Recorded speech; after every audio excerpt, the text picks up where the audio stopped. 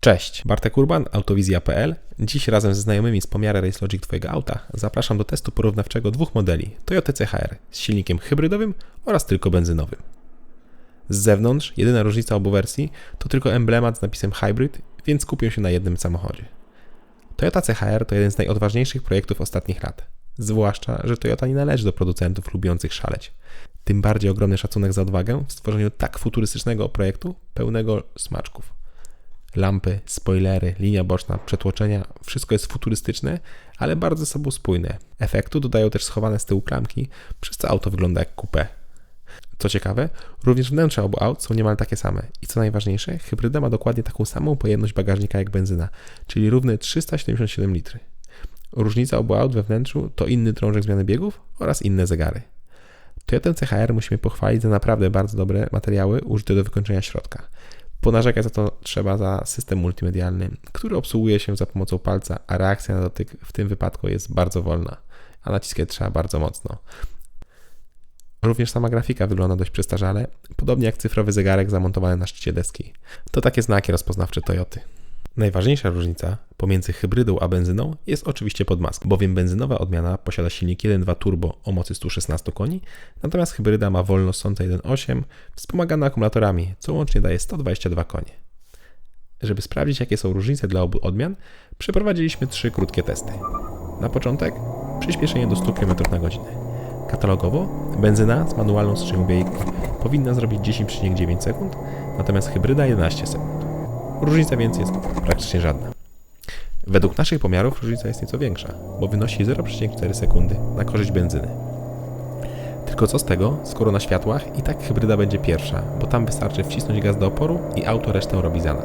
W benzynie z manualem trzeba się nawachlować skrzynią plus kontrola trakcji bardzo mocno ingeruje w start, co w rezultacie oznacza duży spadek mocy przy ruszaniu.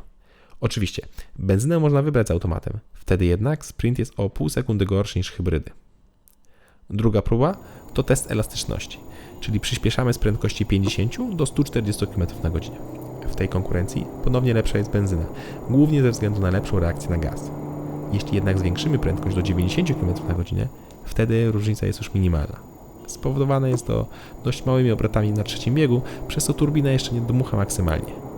To, co zaobserwowaliśmy, to im mniej prądu w akumulatorach, tym nieco wolniejszy jest samochód hybrydowy.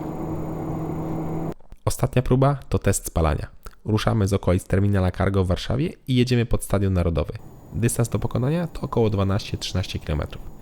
Siedzimy w wersji benzynowej, a przed nami jedą aż dwie hybrydy. Będziemy jechali w środku stawki, co tak naprawdę da nam pewną przewagę. I nie chodzi tu o opór powietrza, bo w mieście ten praktycznie nie ma znaczenia, a o możliwość przewidywania. Szybciej możemy na przykład odpuścić gaz. Trasa trwa chwilę, więc obraz przyspieszymy kilkukrotnie. W obu autach jest włączona klimatyzacja, wyłączone radio i zbliżony poziom paliwa. Warto wspomnieć, że hybryda ma bak o pojemności 42, natomiast benzyna 50 litrów. W obu autach staramy się jechać jak najekonomiczniej to się da, chociaż nie przesadnie. Jedziemy oczywiście zgodnie z przepisami. Skoro jeszcze mamy czas, to wspomnę tylko, że dla benzynowego CHR-a możemy opcjonalnie domówić napęd na wszystkie koła. Występuje on tylko z automatyczną przekładnią. No i pora na wynik. W benzynowym CHR z silnikiem 1.2 turbo udało się uzyskać świetny wynik, równe 5 litrów, czyli o 1,7 litra mniej niż deklaruje producent. Teraz pora na wynik z hybrydy. Ten przeszedł nasze najśmielsze oczekiwania, 2,6 litra.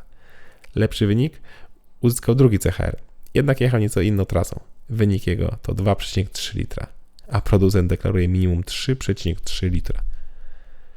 Prawda jest jednak taka, że były to bardzo ekonomiczne jazdy. Przy zwykłym traktowaniu 1.2 turbo spali nam 7,5 do 8 litrów, natomiast hybryda od 3,5 do 4 litrów. Różnica więc to około 4 litry. Teraz pora na wyższą matematykę. Różnica w cenie obu wersji to 15 tysięcy złotych na korzyść 1.2 turbo. Kwota ta wystarczy na około 3333 litry paliwa, zakładając, że litr kosztuje 4,50 zł. To z kolei wystarczy na przejechanie około 44 400 km przy średnim spalaniu 7,5 litra na każde 100 km. Jasno więc wynika, że hybryda zacznie nam się zwracać po 44 400 km, czyli pewnie po jakichś 2-3 latach w mieście. Specjalnie zakładam, że w mieście, bo decydując się na hybrydę, 99% jej życia będzie ona jeździła właśnie tutaj. Na trasie, zwłaszcza szybkiego ruchu, różnica w spalaniu jest żadna. Czasem to nawet odmiana benzynowa może okazać się tą bardziej ekonomiczną. Oba auto są świetne, jednak nie oszukujmy się. Sukces Toyoty CHR to nietuzinkowy wygląd, świetne materiały i przede wszystkim napęd hybrydowy. Tak naprawdę różnica w osiągach jest praktycznie żadna, natomiast spalanie ogromna. Hybryda pali 2 razy mniej. I jest też sporo droższa, więc jeśli planujecie ją kupić, dobrze policzcie, czy się to Wam opłaca.